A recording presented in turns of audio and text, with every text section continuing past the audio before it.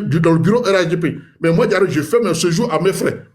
Et lui, on lui fait ses passe-droits là, mais c'est lui qui critique toujours le parti. Vous voyez, c'est malhonnête et c'est méchant. Et le pire, c'est qu'il a vu une chenille dans le fruit du RADP. Il est dedans, il ne parle pas, mais il est toxique les gens, il salue le parti. Et quand il dit des choses, comme il est au sein du parti, les gens croient. Ils croient que ce qu'il dit c'est vrai, alors que c'est du mensonge. C'est vraiment du mensonge à tout le temps. Et il mange les personnalités à tout moment. Voilà, qu'il arrête un peu. Moi, j'ai assez souffert dans cette sorte de RADP, sécurisation de l'événement de RADP en France. J'en ai souffert. Si, j'en ai vraiment souffert. Parce que quand je suis une manifestation, vous avez vu le scandale qui s'est passé au salon de l'agriculture de Mani. Les gars m'ont sali les ressources. Ils sont me dénoncer à l'administration française que sous prétexte que moi, j'aurais embauché des Ivoiriens au noir. Que moi, j'aurais embauché des gens au noir. Mais j'ai eu des contrôles administratifs ici en France. Il est là sur le plan, mais il n'y a plus. Mais les contrats de mes employés, les filles de paye, mes relevés de compte, mes bilans de 2019 à 2020, ils ont tout demandé. L'administration française, j'ai rempli le coffre, m'ont dit pas de poser à l'administration française. Ils ont compté ma société pendant un mois durant. Pendant un mois durant l'administration française. Ceux qui sont en France, ils savent ce que c'est qu'un contrat URSSAF. Le contrat URSSAF, c'est la structure qui essaie d'encaisser, de collecter les droits des employés à leur retraite ou à leur chômage. Mais ils m'ont vérifié tout ça pour voir si c'était vraiment en règle. Dieu merci. Dieu merci. À cause de cette histoire de sécurisation des événements RAGP en France. Où à quatre filles de traverser tous ces aléas, tous ces problèmes de l'administration française, à cause des dénonciations de nos parents, nos amis de l'opposition, à cause des dénonciations de certains jaloux au sein du RAGP. Ils sont, mais quand il a fait le contrat, il m'a dit, monsieur, il ne comprend pas pourquoi il y a un contrat URSSAF. Bon, moi, je n'ai pas eu de contrat sur mon site. Il dit oui, monsieur, parce qu'on a trop de lettres anonymes et trop de dénonciations anonymes. On doit le faire un contrat pour ne pas qu'on nous traite de laxistes. Tu t'imagines? Voilà. Quand tu fais un truc comme ça, et on va te dire encore que tu parles là, qui te fait vivre forcément, mais ça fait pitié et ça fait mal. Ça fait mal. Tu vois, comme j'ai traversé en France, ce contrat d'administration, on n'a pas fini. Aujourd'hui, même il y a des gens qui viennent, tu vois, quelqu'un vient me demander, quand tu veux travailler, il dit vraiment, est-ce que tu as ça, quand il dit non, il dit, je suis désolé, il t'aime bien, mais il ne peut rien faire pour toi. Moi, je n'aime pas le droit, je ne peux pas m'amuser, parce qu'il y a tellement d'adversaires, tellement d'ennemis qui n'attaquent que ma chute. Parce qu'ils croient que c'est moi, c'est le RDP qui fait tout de moi. Mais attendez, c'est un mois ça suffit. Je me débrouille, je fais tout pour avoir un bien-être, pour avoir une petite stabilité de ma vie, pour préparer un avenir meilleur à mes enfants. Mais des gens qui sont là, qui ne savent rien de ta vie et qui s'assoient, qui tirent les réseaux sociaux, qui te salissent en longueur de journée. Vraiment que Zasso arrête. Voilà, qu'il arrête de me salir. Le RAGP est un parti politique. Je suis RADP depuis le début, jusqu'à aujourd'hui. Il sait ce qui est traversé. Il sait combien coûte un employé ici en France. Il sait combien ça c'est les charges. Ça, c'est charge sociale, ça, c'est charge retraite, ça, c'est mutuel. Tout ça, il faut payer. Et l'État, quand tu mets tout le temps, tu payes. Tu vois qu'il y a un truc, je sais pas, on augmente le salaire des gens, tu ne peux pas demander la facture chez ton client. Mais tu es obligé de payer l'employé. Il faut faire tout ce travail-là, et tu peux avoir une meilleure vie. Et des salauds comme ça, il se lève le matin, il te salue, et puis il est assis dans son coin, pas il cherche de l'argent. Il arrête un peu. Voilà, c'était pour mon coup de gueule. Vraiment que ça soit arrêté de salir les gens. Voilà. Ouattara, il est établi. Ouattara, il prend la République aujourd'hui. Il a le dos large. Il peut se porter beaucoup de choses. Mais moi, je suis encore en début de carrière politique. Je n'ai pas encore atteint la carapace de Ouattara. Je n'ai pas encore la capacité de supporter ce que Ouattara a supporté. Et vraiment, qu'il me laisse tranquille. Voilà. Merci. Merci, grand frère. Merci, grand. Regarde, ta côté live, là, le partage, là, c'est vraiment, vous aussi. Partagez, s'il vous plaît, partagez le live, s'il vous plaît, partagez. Vas-y, boss, vas-y. On va laisser Choupapi parler. Il ne vient pas ici comme ça. On va laisser parler vite fait. Mais il y a un gars qui a mis en bas, faites la promotion de l'éducateur. Frère, si tu finis de parler, je vais parler rapidement pour laisser ma place à Tante au fond. Ok. Bonjour. Tu vas bien attendre, s'il te plaît. Tu vas bien attendre. Je sens que ça va chauffer. Je ne connais pas position de Choupapi, mais bon, il y aura de l'écouter. Tu vas bien attendre. Il y a un gars qui a mis en bas, faites la promotion du 14. Frère, quand on lance live ici, quand le live monte là, souvent on a 1500, souvent on a 1300, 1200, on fait pause. Alliance monte ici, elle parle. Tu vois, Miel aussi fait la promotion de l'événement. Souvent Fasco, on t'inquiète pas. Tu vois, à la télé là, quand on fait publicité là, on attend à l'heure de pointe où l'audience monte là. où les gens sont concentrés, puis mais bon, si, les gars là, ils te provoquent. Ils te provoquent, il faut exprès. C'est pour te couper, il faut exprès. Moi, j'ai remarqué ça, en fait. J'ai remarqué, il faut exprès. Ils te connaissent, c'est pas maintenant de te suivre. Ils te connaissent, il faut exprès. Donc, il faut taper. Le gars parle, et puis qu'on appelle, Choubapi va parler. Vous avez écouté Tchang, non? Vous voyez comment c'est émouvant. C'est-à-dire qu'un monsieur comme ça, Zazo n'a qu'à le vilipender. Et puis lui, un matin, il dort, il se réveille, et puis on passe à autre chose. Alors que toute sa vie dépend de ça. Il a lutté. Souvent, allez souvent sur sa page. Vous allez voir sa maison qu'il a déposée en Côte d'Ivoire ici. Moi, je le suis sur Facebook. Quand il vient en vacances là, où il dort. Vous avez vu la dernière fois où il a reçu Kokora. Il nous a dit, moi, je suis en France, là, dans ma maison. Et puis, un gars comme ça, il y a ce qu'on appelle jeter le discrédit sur quelqu'un. Mais ça peut fermer des portes au monsieur. Ça peut faire qu'il n'aura plus jamais de marché.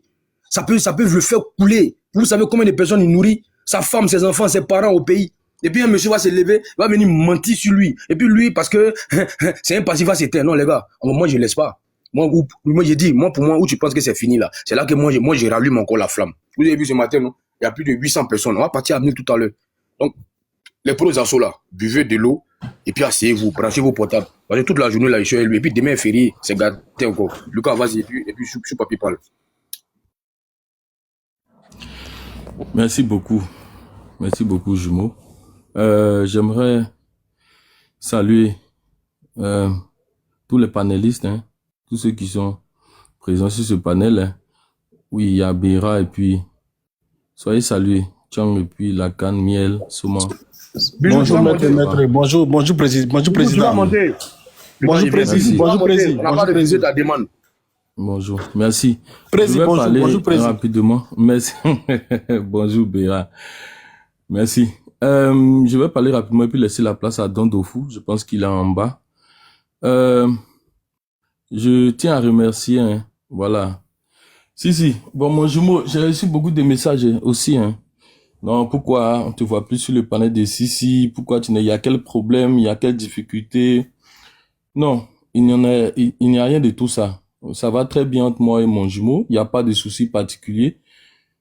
On s'aime très fort et il n'y a pas de problème. Au fait, depuis le dimanche, j'ai été choisi, désigné et élu comme président du mouvement En Marche, EMCI, En Marche Côte d'Ivoire, un mouvement de gauche progressiste. Donc, c'est un mouvement où on est près de 200 personnes. Donc, quand des personnes décident, des pères de famille, parce que je les ai vus en physique, je les ai vus physiquement, il y en a qui sont loin aux États-Unis, en Angleterre.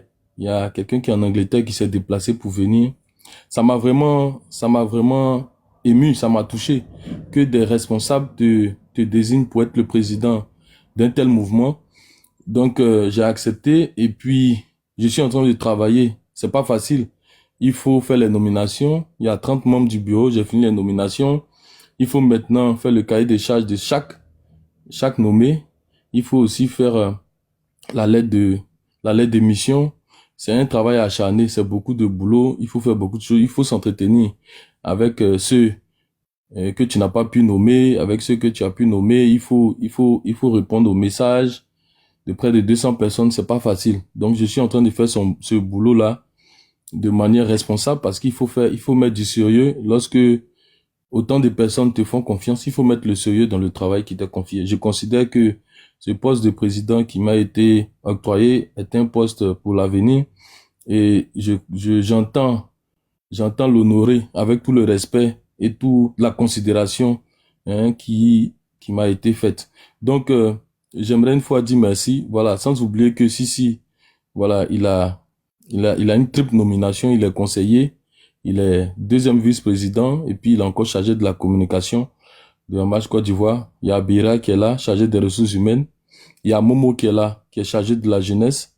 Il y a Fils du Noble aussi qui est là, qui est chargé de la diaspora. Donc, il y a Soma aussi qui est là, qui est au comité des sages. Donc, il y a le grand frère Kokoa qui a été nommé premier vice-président, chargé des affaires politiques. Donc, en tout cas, il y a beaucoup de postes. Il y a Daouda Koulibaly, mon frère, qui est le représentant direct avec grade de président en Côte d'Ivoire.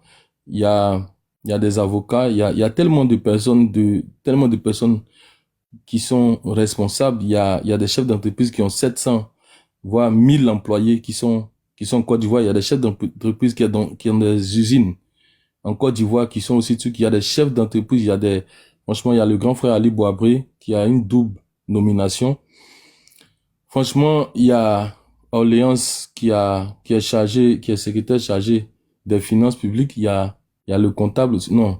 Franchement, il y a un banquier qui est directeur à la Société Générale, qui est aussi mon chef de protocole. En même temps, il est 3e vice-président. Il y a tellement de choses. J'aimerais tout cela leur dire merci. J'aimerais les remercier du plus profond de mon cœur. Leur dire que je prends ce rôle-là à cœur. La prochaine mobilisation que nous allons avoir, c'est en Côte d'Ivoire. Nous allons faire l'ouverture officielle lorsque les dossiers seront enfin déposés au ministère de l'Intérieur pour que nous puissions accueillir au moins le récépissé provisoire et entamer la première mobilisation. Ça sera à l'Hôtel Ivoire où je serai présent avec mon jumeau Sissi et tous ceux qui pourront nous accompagner. Donc, je serai en Côte d'Ivoire très bientôt. Nous sommes en train d'organiser ça pour que le mouvement puisse être installé officiellement. Nous allons inviter les chaînes de télévision, NCI, TF,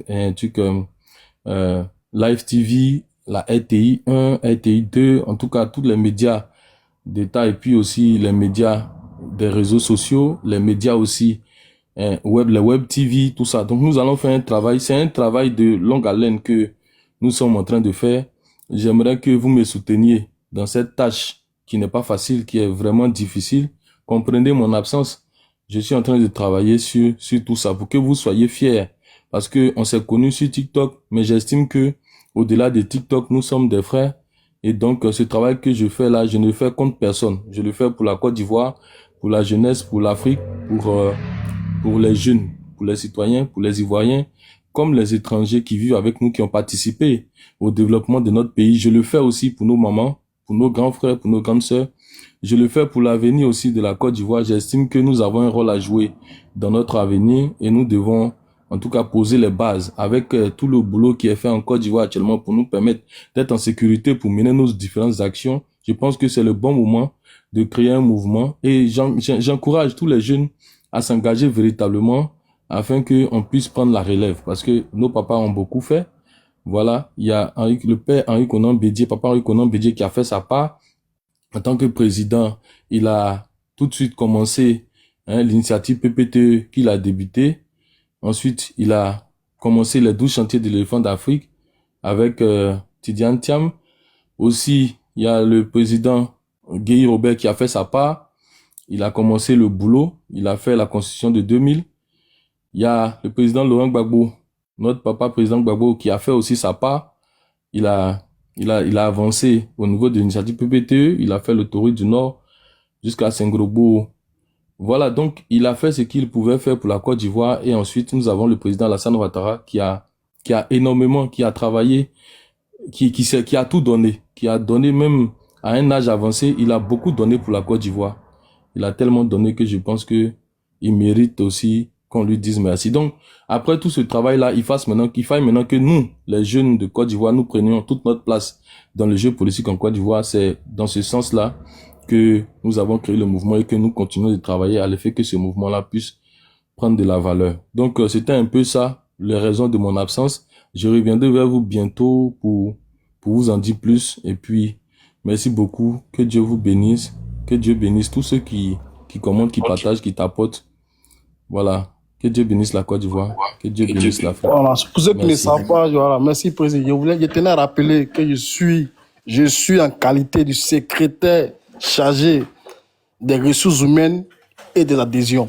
Et je suis encore conseiller spécial du président.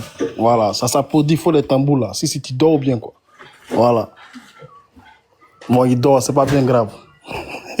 Merci, Beira. Je te contacte tout à l'heure. Je dois t'envoyer quelque chose là. Ok, merci beaucoup, mon jumeau. Si, merci. Je suis en bas, on tapote et puis je laisse ma place à Dandofou. Soyez bénis. À plus tard. D'accord, merci Lucas. On va laisser Chou Papi parler.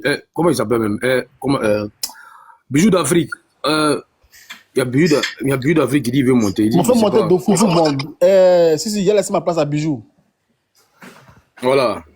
Mais Bijou veut monter. Il y a Zulu en bas. Ah, il y a Zulu en bas. Bon, je pense que le grand frère Chang le Dozo a parlé. Voilà, on va laisser. Ouais, il n'y a pas le problème. Tu peux laisser la place à quelqu'un d'autre. S'il n'y a pas de mon frère aussi, en tout cas, il n'y a pas le problème. Tu peux laisser ma place à quelqu'un Non, il n'y a d'autre. pas de problème. Mais non, si, moi je monte pour Chang. Donc si Chang il part, c'est pas la peine de me faire monter. Voilà, moi je l'ai entendu parler, comme je l'ai vu venir. Ok, attends, Choupapi va parler d'abord. Puis tu vas donner ta motion. Bonjour, je peux parler?